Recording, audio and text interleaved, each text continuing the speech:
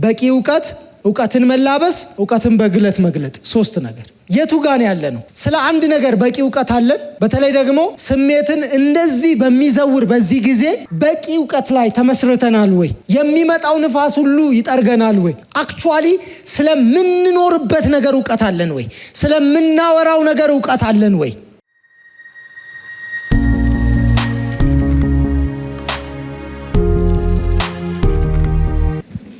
የማርቆስ ወንጌል ምዕራፍ 1 ከቁጥር 21 ጀምሮ። ወደ ቅፍርናሆምም ገቡ። ወዲያውም በሰንበት ወደ ምኩራብ ገብቶ አስተማረ። እንደ ባለስልጣን ያስተምራቸው ነበር እንጂ እንደ ጻፎች አይደለምና በትምህርቱ ተገረሙ። በዚያን ጊዜም በምኩራብ ርኩስ መንፈስ ያለው ሰው ነበረ። እርሱም የናዝሬቱ ኢየሱስ ሆይ ከአንተ ጋር ምን አለን? ልታጠፋን መጣህን? ማን እንደሆንህ አውቄአለሁ፣ የእግዚአብሔር ቅዱሱ ብሎ ጮኸ። ኢየሱስም ዝም በል ከእርሱም ውጣ ብሎ ገሰጸው። ርኩሱም መንፈስ አንፈራገጠውና በታላቅ ድምፅ ጮሆ ከእርሱ ወጣ። ሁሉም ይህ ምንድን ነው? በስልጣን ርኩሳን መናፍስትን ያዛል፣ እነርሱም ይታዘዙታልና ይህ አዲስ ትምህርት ምንድን ነው ብለው እስኪጠያየቁ ድረስ አደነቁ። ዝናውም ወዲያው በየስፍራው ወደ ገሊላ ዙሪያ ሁሉ ወጣ። ጉባኤው ይህ የእግዚአብሔር ቃል ነው ይላል። እግዚአብሔር አምላካችን ሆይ በዚህ ማለዳ በፊትህ አለን። አስተምረን፣ የልባችንን መሬት ለማድረግ ጠብ የምታደርገው ፍሬ እንዲበቅል ለሕይወትም እንዲያፈራ በክርስቶስ ኢየሱስ ስም እንለምንሃለን። ወዳጆቼ ይቀመጣሉ፣ እኔ ደግሞ ቆማለሁ። መንፈስ ቅዱስ በዚህ መካከል ለእያንዳንዳችን በምንረዳው መልኩ ታስረዳን ዘንድ በክርስቶስ ኢየሱስ ስም ጸለይን፣ አሜን። እግዚአብሔር ያክብርልኝ። ቁጭ በሉ። የማርቆስ ወንጌል ጥናታችንን ወደኋላ 3 ጀምረናል። 2 አይተናል።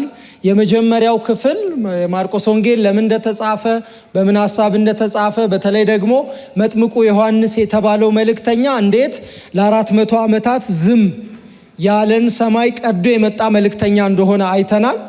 ምን ያህል ፓወርፉል ፕሪቸር እንደሆነ አይተናል። በተለምዶ መጥምቁ ተብሎ ስለሚጠራ ሁል ጊዜ አጥምቆ ብቻ የሄደ እንዳይመስለን በጣም ፓወርፉል የሆነ ፕሪቸር እንደሆነ፣ ያመነውን ነገር ሁሉ በምድረ በዳ እንዳጋባ፣ ከሃይማኖቱ ጎራ ተሰብስበው መጥተው እንደሰሙት፣ የሚናገረውን ነገር ሲናገር እንደሚያምን እንደሚያስታውቅ፣ ይህንን በጣም ኮንክሪት አድርገን ተነጋግረናል።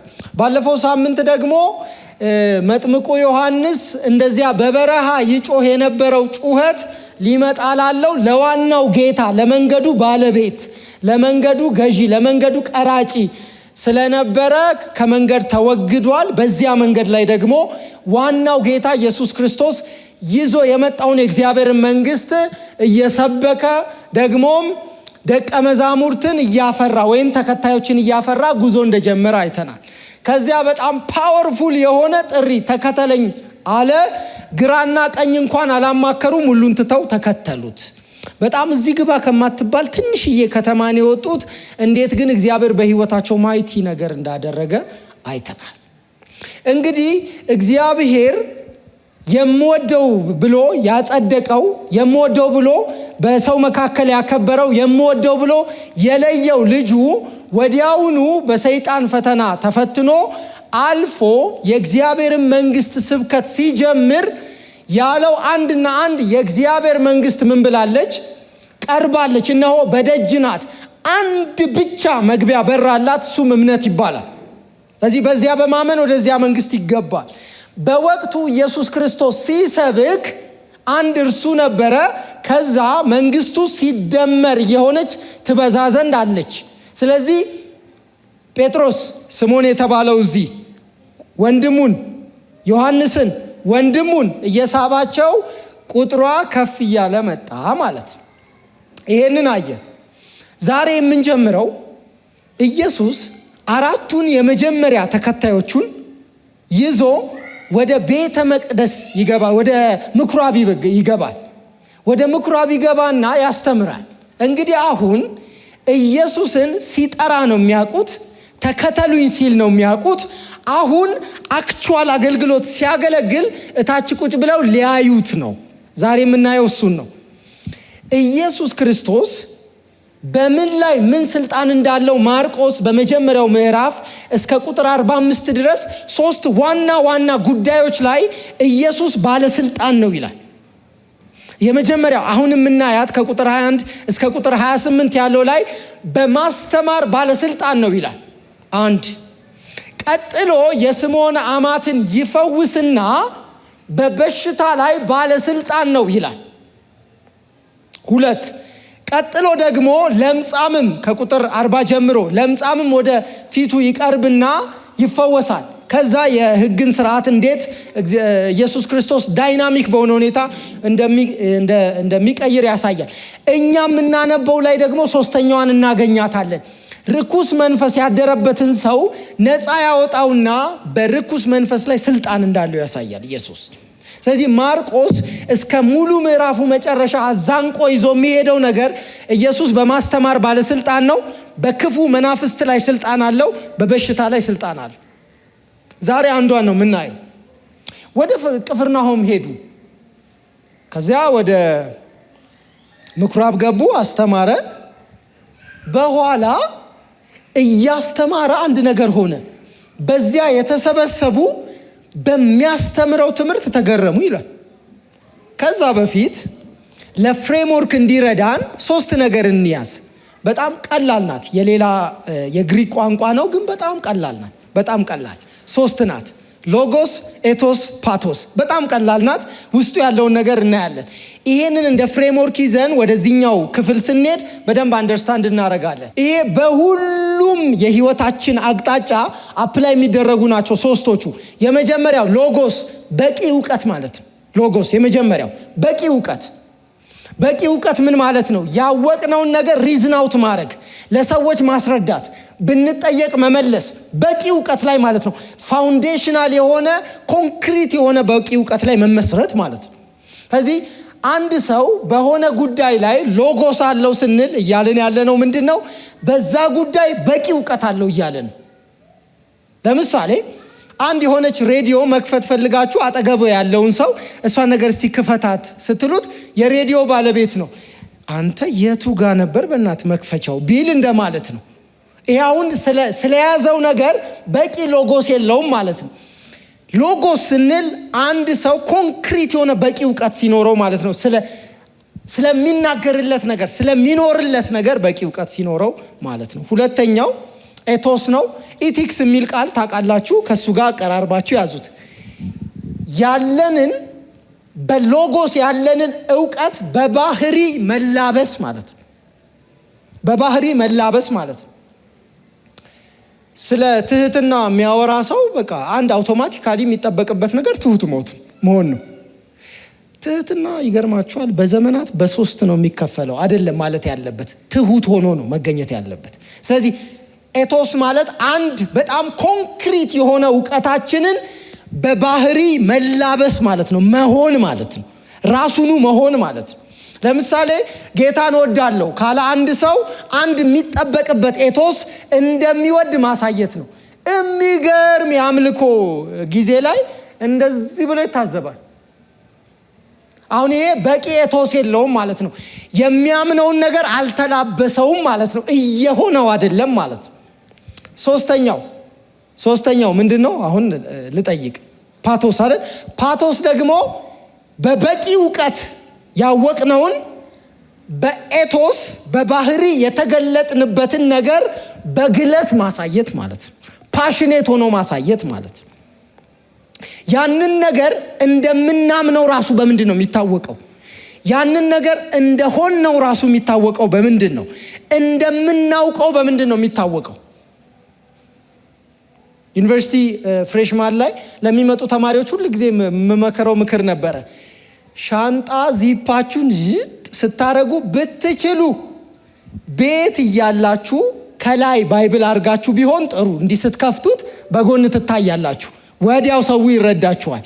ካልሆነ ግን እንደዛም ካልሆነ አትሊስት ስታረጉ የሆነች መዝሙር ብትዘምሩ። አታቋቸውማ እነዛን ሰዎች እግዚአብሔር ስትሉ በቃ ጴንጤ ነው ትባላላችሁ ማለት ነው። ነገር ግን አጠገባችሁ ድብልቅ ያለ ዘፈን ከፍተው እናንተ ዚፓችሁን እየከፈታችሁ ሰሞኑን የወጣ ዘፈን ነው አይደል ብትሉ ማለት ነው፣ ሰው ወዲያው አንደርስታንድ የሚያደርጋችሁ ምንድን ነው? እዛ ህይወት ውስጥ ናችሁ፣ እዛ ከነሱ ጎራ ናችሁ። ስለዚህ ምን ያህል ነው የምናውቀውን ነገር የምንላበሰው፣ የተላበስነውን ነገር በግለት የምናስረዳው ምን ያህል ነው? ይሄ ነው ወሳኙ ነገር። 3 ነገር። ስለዚህ ሎጎስ፣ ኤቶስ፣ ፓቶስ፣ በቃ 3ቱ በሁሉም የህይወት አቅጣጫችን ኦፕሬት የሚያደርጉ ነገሮች ናቸው። አንዳንድ ሰዎች እንደዚህ አስቀንተዋቸው አያውቁም? ከእናንተ ፕሮፌሽን አንጻር በጣም የተጋነነ አይደለም ፕሮፌሽናቸው፣ የሚያስረዱበት መንገድ አድሚ እኔ የምለው ፕሮፌሽንን አቃልዬ ነው እንዲያስኩት እስክትሉ ድረስ። በአንድ ወቅት የሆነ ዓለም አቀፍ የሆነ እንዲሰብሰብ ብለን የሆነ ወርክሾፕ ላይ ሰውየው ያስረዳል።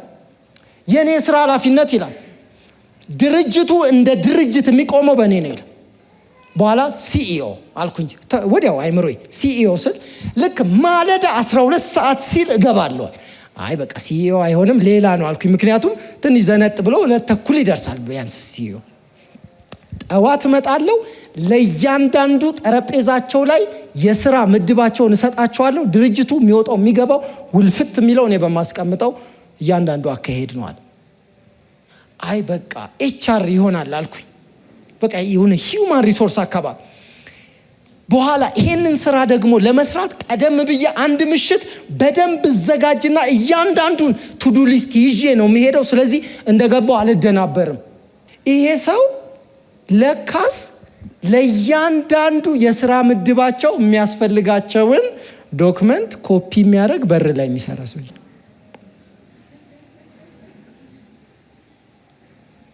የሚናገርበት ቶን፣ ስራውን የሚያብራራበት ጥግ። ይሄ ሰውዬ ኃላፊ ነው የምትሉት፣ ይሄ ሰውዬ የቦርዱ ሰብሳቢ ነው፣ ይሄ ሰውዬ የሆነ ነገር። ሰውዬው ስራው ይገባል፣ በር ስር የሆነ ኮፒ የቢሮ ኮፒ ቤት አለ፣ ኮፒ አድርጎ ለየዲፓርትመንቱ ድሮፕ ማድረግ ነው ስራው። እሱ የሚያውቀው ነገር ያንን ካላሰናዳ በስተቀር ድርጅቱ ወዴትም ውልፍት እንደማይል። እናንተ ሲኢኦ የታለ ትላላችሁ? ሲኢኦ በር ላይ ነው ያለው፣ የሚያስረዳበት ቶን ማለት ነው። እኛስ በህይወት ቲሚድ የምንሆንባቸው ግን በጣም እግዚአብሔር ትላልቅ የሰጠን ኃላፊነቶች ደግሞ በእጆቻችን አሉ። ወደ አፕሊኬሽን እንዳልገባ ወደ ክፍሉ ልመለስ። ወደ ቅፍርናሆም ገባ፣ ከዛ ወደ ምኩራብ ደግሞ ዘለቀ፣ አስተማረ። እንግዲህ በአይሁድ የምኩራብ አሰራር መሰረት አንድ ሰው በቂ የሚናገረው ነገር ካለው በምኩራብ ማገልገል ይፈቀድለታል። ስለዚህ ኢየሱስ ገባ። በኋላ ሲያስተምር እንደ ባለስልጣን ያስተምር ነበረ። አሁን ወንደር የምናደርገው ለመሆኑ እንደ ባለስልጣን ማስተማር ምን ማለት ነው? ቀድሞ የነበሩት እንደ ባለስልጣን አይደለም ወይ የሚያስተምሩት? ለምንድን ነው የኢየሱስ ክርስቶስ የማስተማር ቶን፣ የማስተማር ጀስቸር፣ የማስተማር ሁኔታ ለምንድን ነው እንደ ባለስልጣን የተባለው የሚለውን መጠየቅ ይኖርብናል። ይሄንን የሚመልስልን በንጽጽር የተቀመጡት ሰዎች ናቸው። እንደ ባለስልጣን ያስተምር ነበር፣ ግን እንደምን አይደለም የሚያስተምረው? እንደ ጻፎች አይደለም። ስክራይብስ ጻፎች እንዴት ነው የሚያስተምሩት? ጻፎች በነገራችን ላይ አሁን የነሱን ነው ምተውነው። ጻፎች ሲያስተምሩ የሚያስተምሩት አንድ ነው። በቅዱሳት ዕውቀት የበረቱ ናቸው፣ በደንብ ያውቃሉ፣ ሜሞራይዝ አድርገዋል። ሁለተኛ የነሱን ራባይ፣ ይሄ የመምህራኖቻቸውን በደንብ ያውቋቸዋል። ሁለት ነገር በዋናነት። ስለዚህ ሲያስተምሩ የሚያስተምሩት እንደዚህ ነው። ይቆማሉ፣ ክፍለ ምንባቡን ያነባሉ። ለምሳሌ ይሄ ከሆነ የእግዚአብሔር ልጅ የኢየሱስ ክርስቶስ ወንጌል መጀመሪያ እነሆ መንገድን የሚጠርግ መልእክተኛዬን በፊት እልካለሁ ሲናገሩ በክፍሉ መሰረት ደስታ ካለው ደስታ አታነቡባቸውም። የክፍሉ ሐሳብ ሐዘን ወይንም የሆነ መጎዳት ያዘለ ከሆነ ፊታቸው ላይ አታነቡባቸውም። ቀጥ ብለው ንባቡን ያነባሉ። አንድ ተጨማሪ የሚያደርጓት ነገር የሚናገሩበትን ክፍል የሚያብራራላቸውን የተለያዩ ራባይ ይጠቅሳሉ። ስለዚህ ክፍሉን ያነባሉ፣ እንደዚህ ይላሉ። ራባይ ሂለል በዚህ ጉዳይ ሲናገር ይቀጥላሉ። ገማልያል ሲያስረዳ ይቀጥላሉ።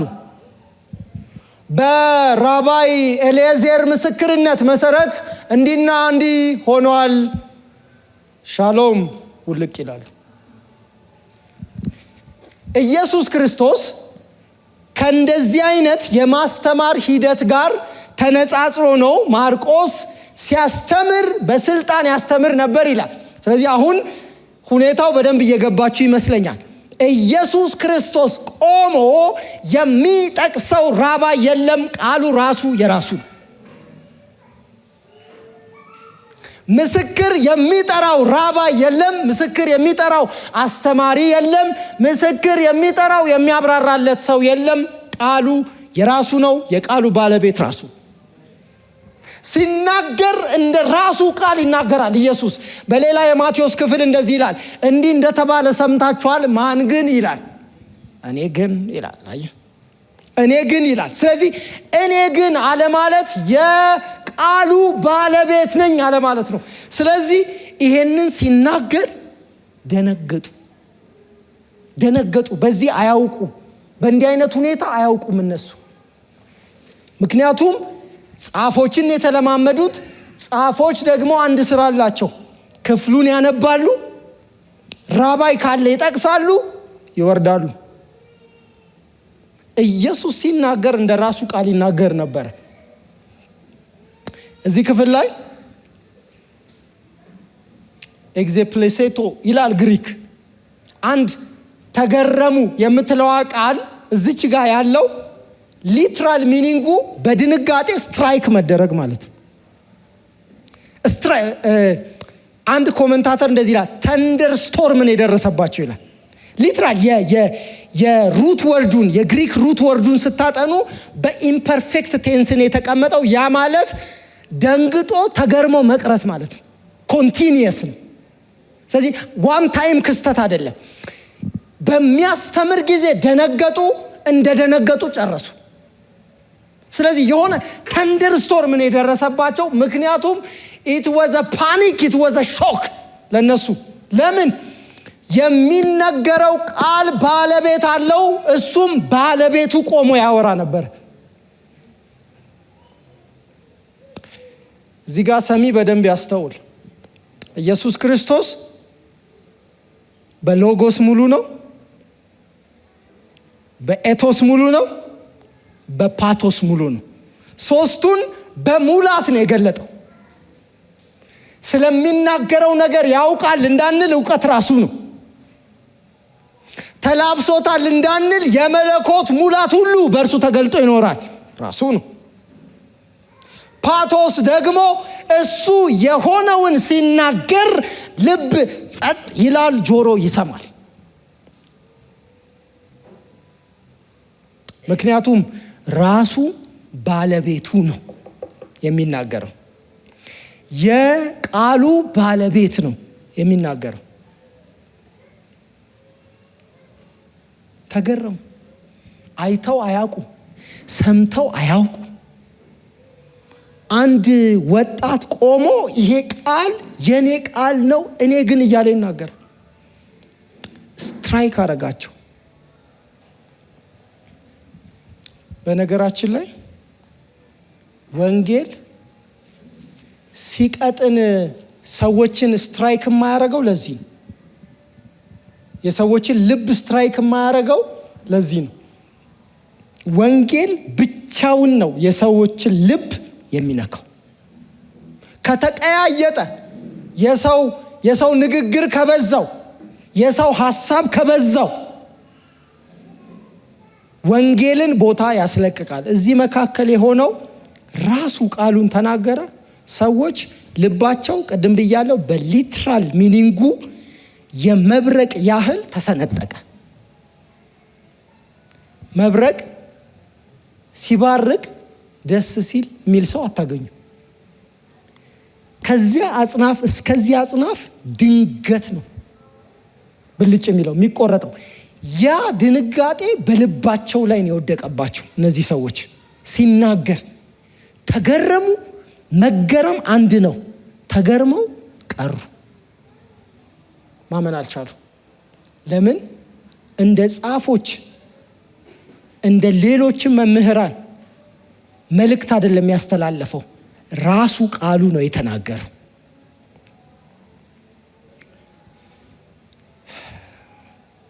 ይሄ ሲሆን ተገርመው ኦሬዲ ተደንቀው ቁጭ ብለዋል።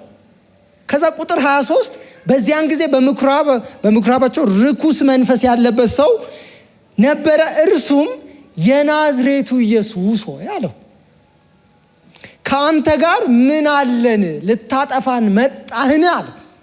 እንግዲህ ይታያችሁ፣ ራሱ ነው ራሱን ገልጦ የመጣው ኢየሱስ ጋር።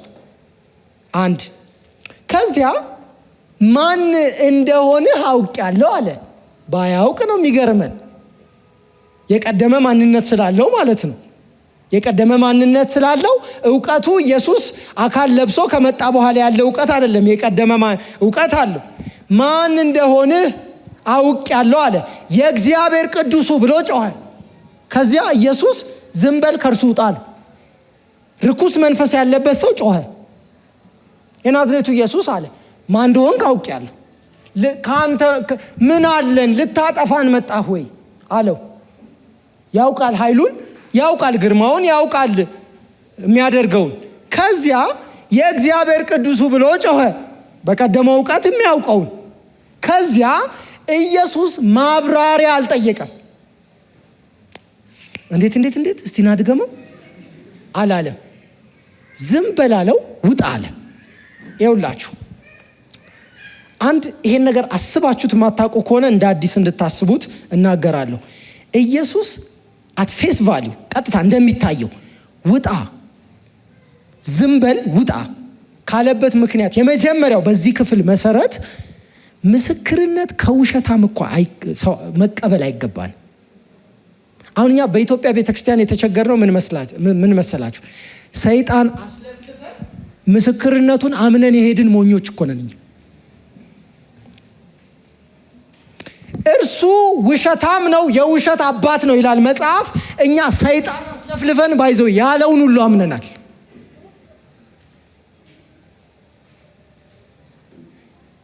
ኢየሱስ አንድ ነገር አለ፣ ዝም በል አለ፣ ውጣ አለ። እኔ አሁን ማይክን ና እንደዚህ ጋር ውጣ ብዬ እየሆነ ቢሆን ከየት ነው የመጣኸው? ከእንትን ዳዳዳዳዳ ብሄድ ተመልሼ መጥቼ ምን ስታረግ ነበር? እዚህ አመድ ላይ ስንከባ ዳዳዳዳ ብል አሁን እያረኩ ያለሁት ምን መስላላችሁ? በደንብ ፒክቸሩ እንዲገባችሁ እያረኩ ያለሁት የምታወራውን ነገር አምናለሁ እያልኩ። የቅዱሳት መጽሐፍ ትምህርት ደግሞ የሚነግረን ውሸት አባት ካለው ወላጅ አባቱ ሰይጣን። ስለዚህ የውሸታምን ምስክርነት የወንጌል እውነት አይቀበልም። የውሸታምን ምስክርነት ለወንጌል ማጽኛነት አይደለም የምንጠቀመው። ውጣ ነው። ውጣ ማለት በትምህርቱ ሲገረሙ አሁንም ይደነቁ። ውጣ ነው። ውልቅ አለ ሰውየው። ውልውል ብሎ ብቻውን ሆነ ሰውየው፣ ነፃ ሆነ። ለምን? ከዚህ በኋላ የሚሆነውም ለደቀ መዛሙርቱም የሚሰጣቸውም አሳይመንት ይሄ ነው። ብዙ ሊያወራ በሞከረ ጊዜ ዝም በል ውጣ፣ አለቀ። እዚህ ክፍል የሆነው ይሄ ነው። አንድ ጥያቄ ግን እንጠይቃለን። ኢየሱስ የተለመደ በተደጋጋሚ የሚለው በተለይ ማርቆስ ላይ በደንብ የሚታወቅ መሲህነቱ እንዳይታወቅ ዝም በሉ የሚለው አለ አይደል? ዝም በሉ፣ ሰው ዝም በሉ ይላል። ርኩሳን መናፍስትን ዝም በሉ ይላል። ርኩሳን መናፍስት ዝም ይላሉ፣ ጉደኛ ሰው ግን ያወራል። በማርቆስ ወንጌል እንደዚህ ነው ያለው። ርኩሳን መናፍስት ታዘው ዝም ሲሉ ሰው ዝም አይልም፣ አይታዘዝም ሰው። እሱን ወደፊት እናያለን። ማለት እስቲ አንድ ጊዜ ሰው ጉደኛ ነው በሉ። በኋላ ማርቆስን ስንጨርስ እንደው እግዚአብሔር ረድቶን የጨረስን ጊዜ ይገባናል። ሰው አይታዘዝም። መጨረሻ ላይ አለ። የዚሁ ምዕራፍ መጨረሻ ላይ በኋላ ዝም በል ውጣ ሲለው ወጣ። ኢየሱስ ግን ለምንድን ነው ዝም በል የሚለው? ለምትጽፉ በማርቆስ ወንጌል ይሄ መሲሐዊ ምስጢር ይባላል፣ ወይንም ይሄ መሲያኒክ ሴክሬት ይባላል በማርቆስ ጥናት ወይንም በሲኖፕቲክ በእነዚህ በሶስት ወንጌላትና በአራቱ አጠቃላይ ወንጌላት። ለምን ሁል ጊዜ ዝም በል ውጣ ይላል ኢየሱስ? የመጀመሪያው ምንድነው ምክንያቱ? ኢየሱስ ለምንድነው ርኩሳን መናፍስትን ዝም በሉ የሚላቸው? ምስክርነታቸውን የማይቀበለው ደግሞ ሰዎችም ከተፈወሱ በኋላ ሄደው ለማንም ምንም እንዳይናገሩ ዝም በሉ የሚላቸው ለምንድን ነው የሚለው? የመጀመሪያው ስለ መሲህነቱ የተሳሳተ ግንዛቤ እንዳይኖር። ምን ማለት የተሳሳተ ግንዛቤ እንዳይኖር ነው ማለት ምን ማለት ነው? ስለ መሲህነቱ ፕሪማቹር አንደርስታንዲንግ እንዳይኖር ነው። ለምንድን ነው ይሄ የሚሆነው? ህዝበ እስራኤል በአይሁድ ከስተም፣ በአይሁድ ሶሾፖለቲካል ኢሹ፣ በአይሁድ ሃይማኖታዊ አስተሳሰብ የሚመጣ መሲህ አለ፣ መሲሁ ደግሞ ወታደራዊ ገዢ ይሆናል ብለው ስለሚጠብቁ መሲሁ እንደሆነ በጊዜ ከታወቀ ወዲያው ምንድን ነው የሚሆኑት? ይሄው ወታደራዊ መሪያችን ሊሉ ነው ቶሎ ብለው። ስለዚህ የመጀመሪያው የሚያስወግደው ፖለቲካል ፊገር ተደርጎ እንዳይታሰብ ኢየሱስ ይሄንን ያስወግዳል። ኢየሱስ ክርስቶስ ፖለቲካ ነክ በሆነ ከባቢ ሁኔታ አልኖረም አይደለም የዚህ ሐሳብ። ነገር ግን የሚጠብቁት ወታደራዊ መሪ እሱ እንደሆነ አስበው ቶሎ ሌብል እንዳያረጉት፣ የተሳሳተ ግንዛቤ እንዳይፈጠር ይሄንን ያደርጋል። ሁለተኛው የእኛንም ህይወት የሚሞግተን ግንጥል መረዳት እንዳይኖር ነው። ያው አንዳንድ ሰው ኢየሱስን በመጋቢነቱ ነው የሚያውቀው። ያበላል፣ ያጠጣል፣ በዚህ ነው የሚያውቀው። በሌላ ደግሞ አያውቀው። ስለዚህ የሌላ ማንነቱን ሲያውቀው ይደነግጣል። መጽሐፍም እንደሚል የማሰናከያ አለት ይሆንበታል። ስለዚህ ሁል ጊዜ ኢየሱስ ዝም በሉ አትናገሩ ሲል በዋናነት በእነዚህ ሶስት ምክንያቶች ናቸው። ረዥም ዘመን ሲጠበቅ የነበረው መሲሐዊ ኤክስፔክቴሽን እሱ ይዟቸው ከሱ ጋር ተገጣጥሞላቸው ወታደራዊ መሪ አድርገው እንዳይሾሙት ወይም እንዳያስቡት። ሁለተኛ ደግሞ ግንጥል የሆነ መረዳት እንዳይኖር፣ በቃ የሚያድን ሲሆን ሐኪም አድርገው እንዳያስቡት ኢየሱስን። ከሐኪምም ያልፋል። ክፉ መናፍስትን ሲያወጣ ክፉ መናፍስትን የሚያባርር አገልጋይ አድርገው እንዳይስቡት፣ ከዛም ያልፋል። ስለዚህ መሲሐዊ ምስጢር ወይንም መሲያኒክ ሴክሬት የሚባለው በማርቆስ ወንጌል በዚህ ምክንያት ነው ማለት ነው። በኋላ እንደዚህ ይሆናል። ርኩሱን መንፈስ አንፈራገጠውና በታላቅ ድምፅ ጮሆ ከእርሱ ወጣ። ሁሉም ይህ ምንድን ነው? በስልጣን ርኩሳን መናፍስትን ያዛል፣ እነርሱም ይታዘዙታልና ይህ አዲስ ትምህርት ምንድን ነው ብለው እስኪጠይቁ ድረስ አደነቁ። በነገራችን ላይ የሚጠይቁት ሰው ራሱ የለም። አጠገባቸው ያለውን ሰው ነው የሚጠይቁት። ያሉት 4 ናቸው ከፊት፣ እርስ በርስ ነው የሚጠያየቁት። ምንድን ነው የሆነው ግን የተባባሉት። ምክንያቱም የቃሉ ባለቤት ቆሞ የኔ ቃል ነው ብሎ እንደ ራሱ ቃል ይሰብክና እንደ ራሱ ቃል ያስተምር ስለነበር ማለት ነው። ስለዚህ በዚህ ክፍል መሰረት ኢየሱስ ክርስቶስ በስልጣን የሚያስተምር በመሆኑ ተገርመዋል። መገረማቸው ደግሞ ቅድም ብያለሁ በኢምፐርፌክት ቴንስን የተቀመጠው ወይንም አላቂ ባልሆነ ቴንስን የተቀመጠው እየዘለቀ ሄደ የቀጠለ አይነት የሚገርም እኮ ነው የሚያስብላቸውን ጭንቅላታቸውን ያስያዛቸውን አስደንጋጭ እውነት ነው የሰሙት ከዋናው ከመምህሩ ማለት ነው፣ ከዋናው ከአስተማሪው። ከዚያም ርኩስ መንፈስ ያለበት ይሄ ሰው ነፃ ይወጣል። በዚህም አሁንም በድጋሚ ይህን ጥያቄ ይጠይቃሉ። ይህ ትምህርት ምንድን ነው አሉ። ማለት አሁን አንድ ሰው ቆሞ ርኩስ መንፈስ ከሌላ ሰው በማስወጣት ለሰዎቹ በሌላ ጉዳይ ላይም ስልጣን እንዳላቸው አሳየ ማለት ነው።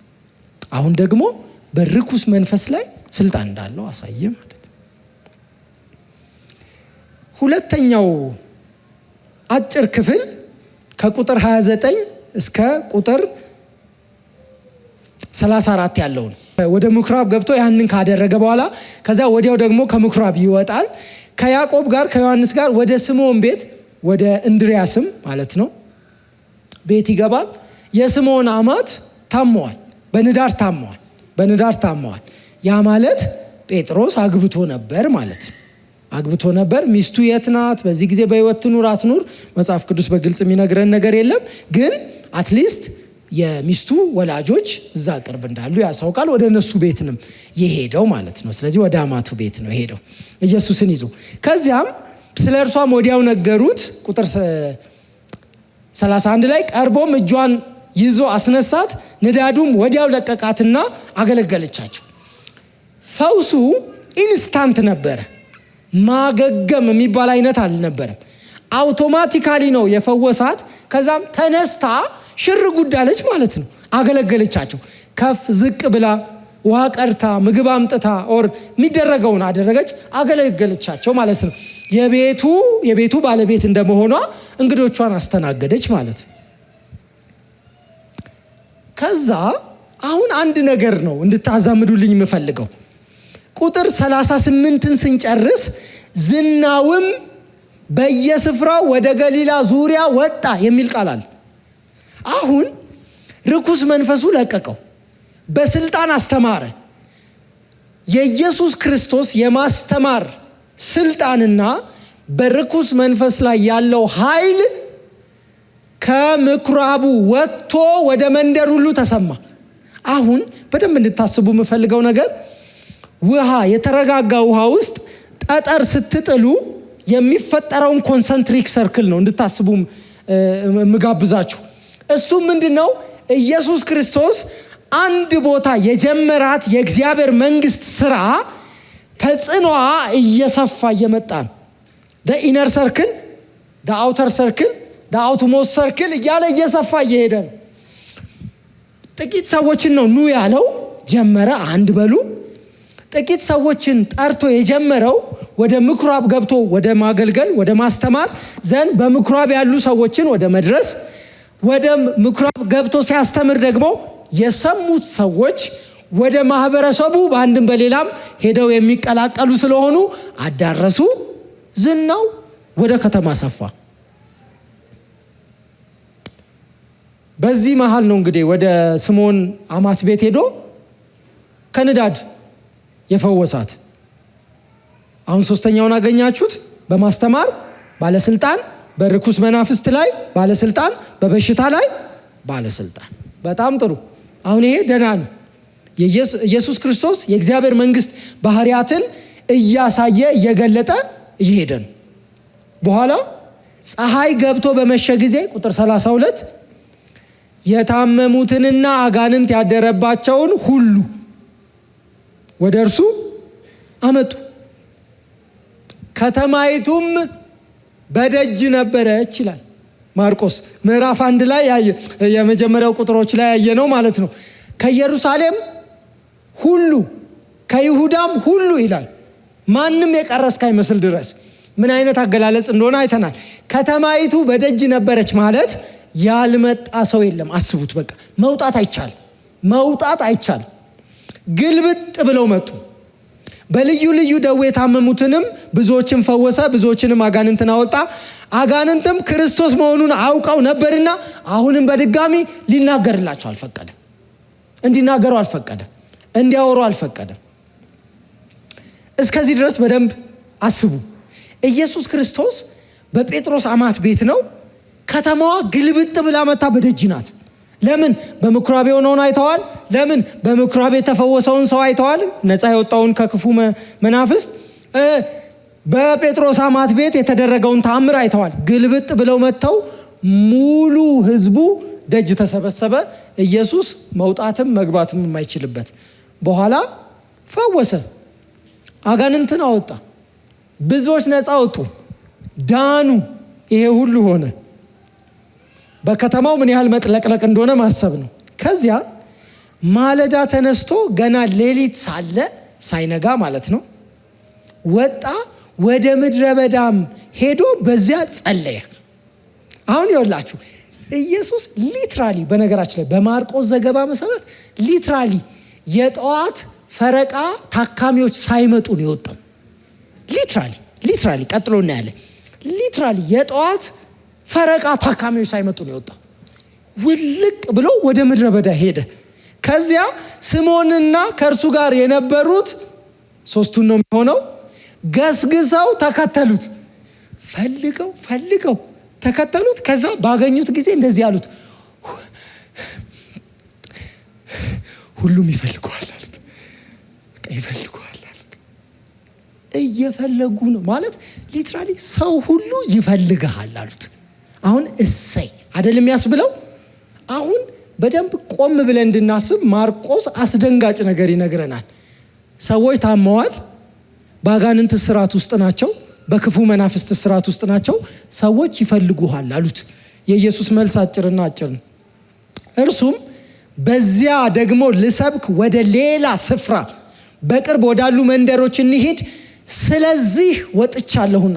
ቺናት አይለቃሏ ስለዚህ ወጥቻለሁና አላቸው። ኢየሱስን ና ወደ ኋላ አሉት። ና ወደ ኋላ አሉት። ወዴት? የታመሙ ክፉ መናፍስት የያዛቸው የተቸገሩ ሰዎች ወዳሉበት ወደዚያ ወደ ተሰበሰቡ ሰዎች ና አሉት።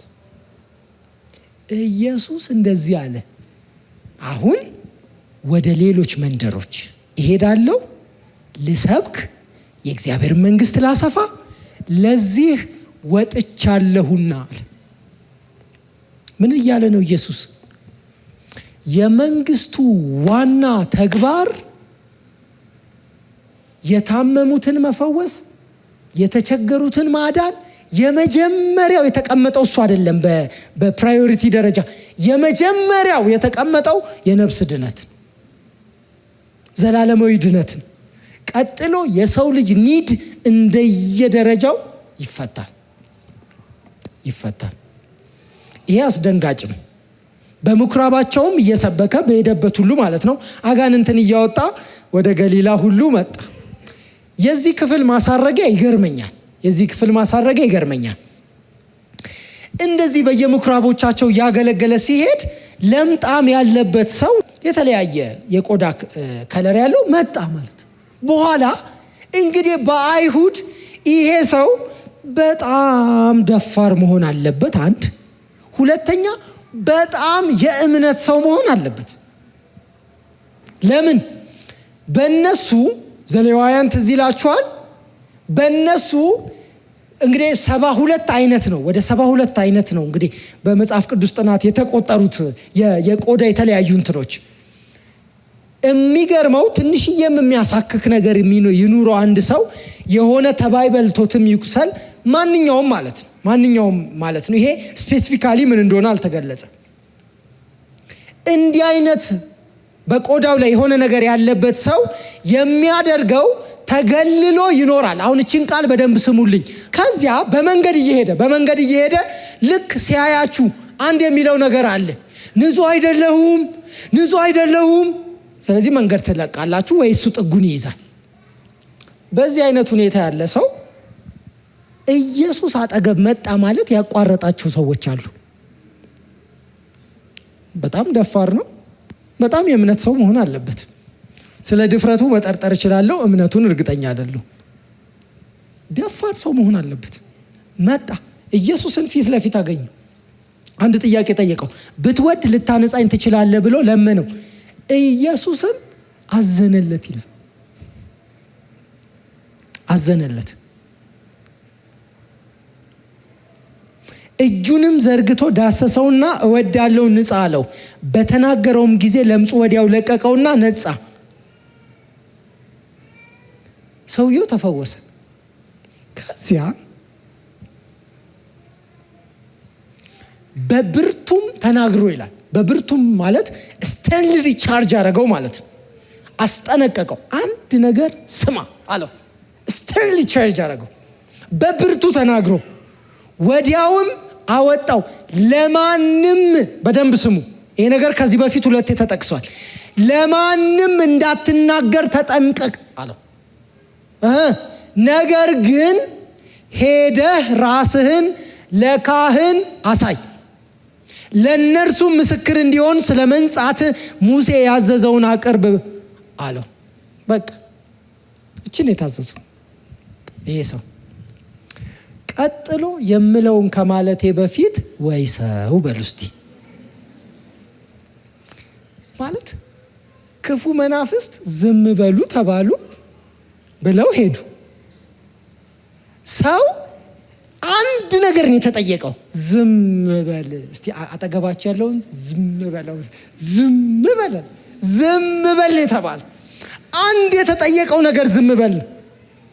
ከዛ ቁጥር 45 ታሪኩ ራሱ ሲጀምር በቃ እርሱ ግን ይላል ሰውየው። እርሱ ግን ሲወጣ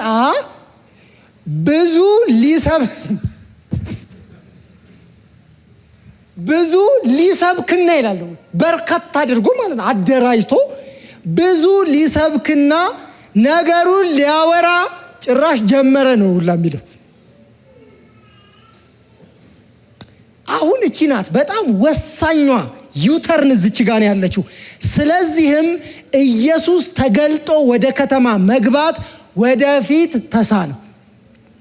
በአጭር ቃል ይሄ ሰውዬ ከተገለለበት ቦታ ኢየሱስ አደባባይ አውጥቶት ኢየሱስን ከአደባባይ አገለለው። ይህንን ያደረገው ይሄ ሰው ከተደበቀበት ማንም ከማይፈልገው ከተሰወረበት ቦታ አውጥቶ ለአደባባይ ብቁ አደረገው ኢየሱስ። ሰውየው ደግሞ ኢየሱስ ተገልጦ እንኳን እንዳያገለግል ደበቀው።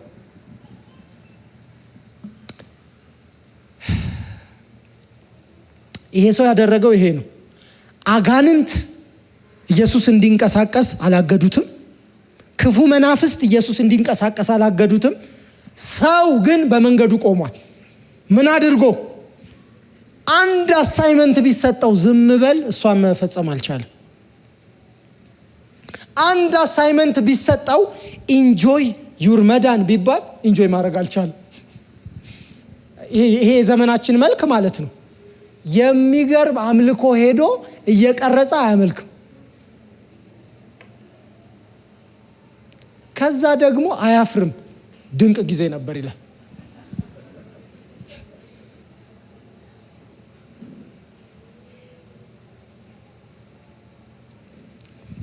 እግዚአብሔር አደባባይን አሳልፎ የሚሰጣችሁ ሊታይበት እንጂ እንድትታዩበት አይደለም። በፍጹም አይደለም። ያላችሁን አደባባይ አስተውሉ። ያላችሁን አደባባይ በደንብ ከግምት አስገቡ። እዚያ ከፍታ ላይ የሚያስቀምጣችሁ፣ እዛ የምትታዩበት ቦታ ላይ የሚያደርጋችሁ እናንተ እንድትታዩ አይደለም። በፍጹም አይደለም። የዚህ ሰውዬ ተግባር አንድ ነገር አልገባውም። ተግባሩ ኢየሱስን ተለቆ ወደሚሄድበት ሁሉ ለመሄድ አዳጋች እንደሚያደርግበት ሰውየው ቆም ብሎ አላሰበም። ለምን? ዝም በል የተባለውን እንኳን ማለት አልቻለም። ሶስት ሰዎች ዳገት እየወጡ ትዝ ይላችኋል ያ ታሪክ። ማንም ሆይ ማለት አይቻልም ተባብለው ወጡ። ግማሽ ላይ አንዱ ደከመው። የመጣ ይምጣ ብሎ ሆይ ማለት አይቻልም ተባብለናል። ስርዓት ያዙ። እንደምንም ብሎ ለመተንፈስ ማለት ነው። በነገራችን ላይ ዝም ማለት እንችላለን ብለን የምናስበውን ያህል ዝም ማለት አንችልም። ታውቃላችሁ? አሁን ሰው ምንድን ነው ሰው ሲባላ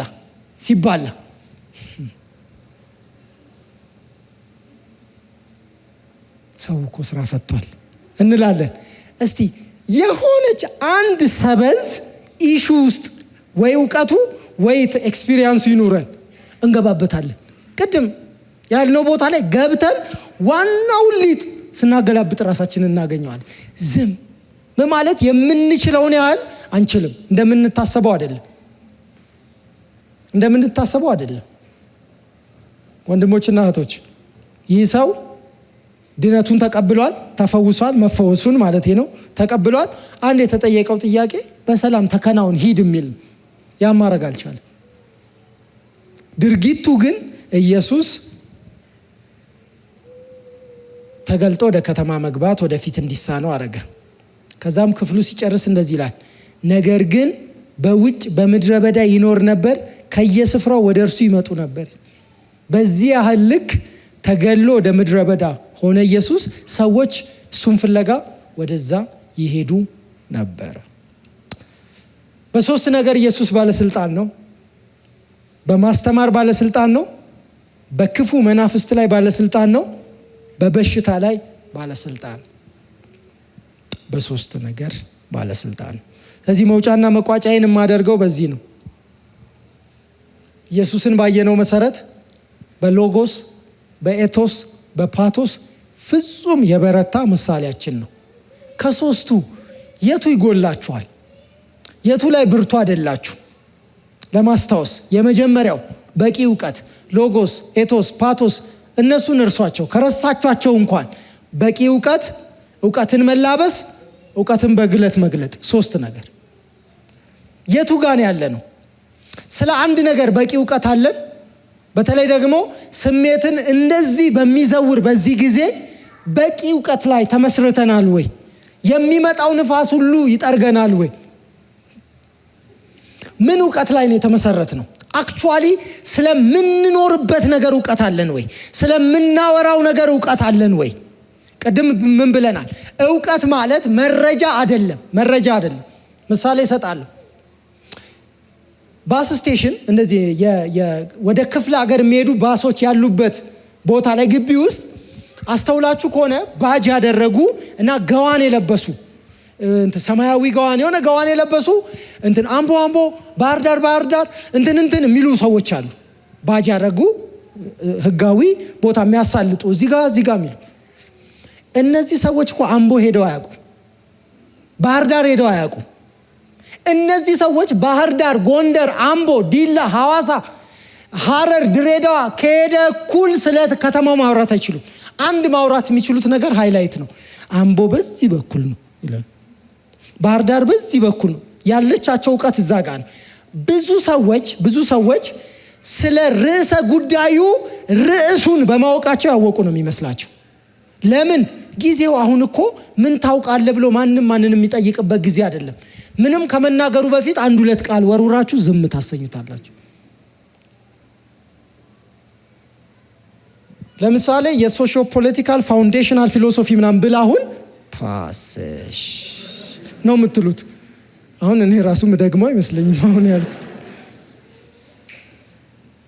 አጂ ህይወታችንን በምን አይነት ኮንክሪት እውቀት ላይ ነው የገነባ ነው? የድነት እውቀታችን፣ የኑሮ እውቀታችን፣ የፕሮፌሽን እውቀታችን፣ ስለ መጪ ዘመን ያለን እውቀታችን፣ አሁን ስላለንበት ዘመን ያለ እያንዳንዱ እውቀታችን ማለት ነው። ሌላው ያንን እውቀት የምንላበስበት ባህሪ ማለት ተላብሰን የምንኖርበት። አንድ የምንጠቅሰው በጣም ከሚታወቁ ስኮላሮች መካከል አለ። እኛን ካስተማረን የሆነ ነገር ሪፍሌክት አድርጋችሁ ስትጠይቁት አይ ቲንክ በዚህ ጉዳይ በደንብ ማንበብ ያለብኝ ይመስለኛል ስትል አንተ ሊሆን አይችልም የምትሉት ሰው ነው።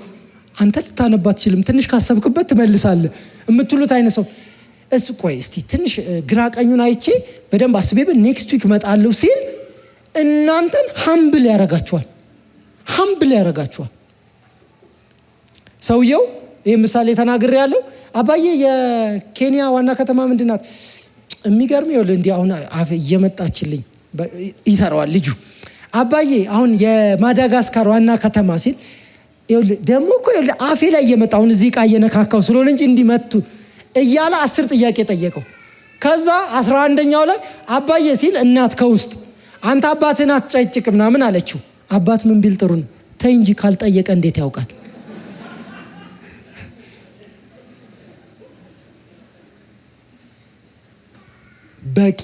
በቂ እውቀት ላይ እውቀትን ደግሞ መላበስ። የምናውቀው ላይ እናውቃለን፣ እማናውቀው ላይ አንሞትም። አናውቅም ማለት ጥሩ ነው። በዚህ ጉዳይ እገሌ። ሶስተኛ የምንኖርበትን እውቀት በግለት ስለ መኖር እውቀት፣ ስለ ህይወት እውቀት፣ ስለ ድነት እውቀት ነው እያወራን ያለ ነው። ያንን በግለት መኖር። አሞቱ ፍስስ ያለ ሰው አለመሆን፣ የምናውቀው ዕውቀት እጅና እግራችንን ዲክቴት እንዲያደርግ ማለት ነው። ስለዚህ ምንድነው ብድግ እንድንል ማለት ነው። እንደሚያውቅ ሰው ዕውቀቱን እንደተላበሰ ሰው በእርግጥ ፈንክሽን በሚያረቁ ዕውቀት ውስጥ እንደሚኖር ሰው የግለት ሰው የምናስረዳውን ነገር በፓሽን ማስረዳት። የሆነ እንትን ገብቶሃል አይደል? ግን በቃ የሆነ አይ ዶንት ኖ ገብቶ ከሆነ አንተ ራሱ መች ገባ? እኔ እኮ አሁን አልገባኝም ያልከኝ ነገር ራሱ ገብቷል። አንደርስታንድ አድርገኝ ከሆነ ገብቷል። አክቹዋሊ ተረድቶ የሚያውቁትን መናገር የማያውቁትን ዝም። አንድ ጊዜ ያሚ በጣም የገረመኝ ነገር እያወራን እንትን ከማስተምርበት ኮንተንት መካከል እንትን አለው ስለው በጣም አሪፍ ነው ጠጣር ነገር አለው ሲለኝ፣ አይ እንደውም እኮ ጠጣሩን አውጣው ለጉባኤ አይሆንም የምትለኝ መስሎኝ ነበር አልኩት። ባወራ ነው ጉዳይ ላይ አይ ረጅም ዘመን እኮ ተበላን አለኝ። እንዴት አልኩት። ረጅም ጊዜ አይ ጉባኤው ይከብደዋል ይባላል። የገባኝ ነገር ሰባኪው ራሱ እንደሚከብደው ነው አለ። በኋላ ቆም ብዬ ሳስብ አንዳንድ ነገሮችን ሰዎች ያላስረዱት ጉባኤው ስለሚከብደው አይደለም፣ አስረጂው ራሱ ስላልገባው።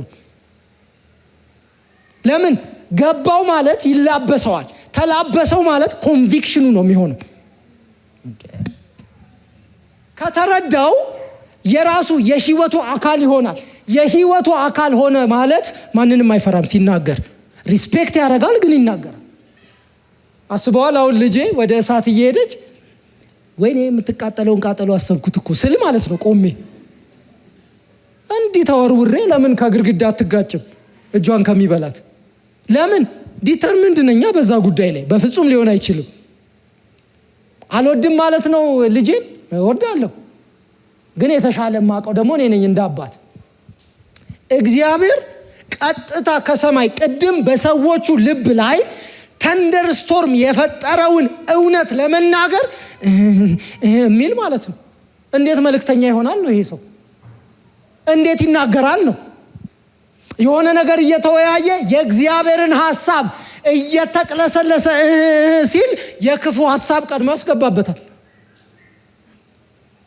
ሲቅለሰለ ቤዚካሊ እኔ ገብቷል። በህይወት 3 ነገር ሲል አንድ ክፉ ነገር ያስገባበታል። ቀድማ ማስረዳት አቅቷት ቤዚካሊ እኔ ህይወትን ታውቃለህ አይደል ቀለል አድርጌ ነው የማስበው ምናምን ሲል ከባዱን ከዛ ዘመናት ይፈጃል ያ ከውስጧ ለመውጣት።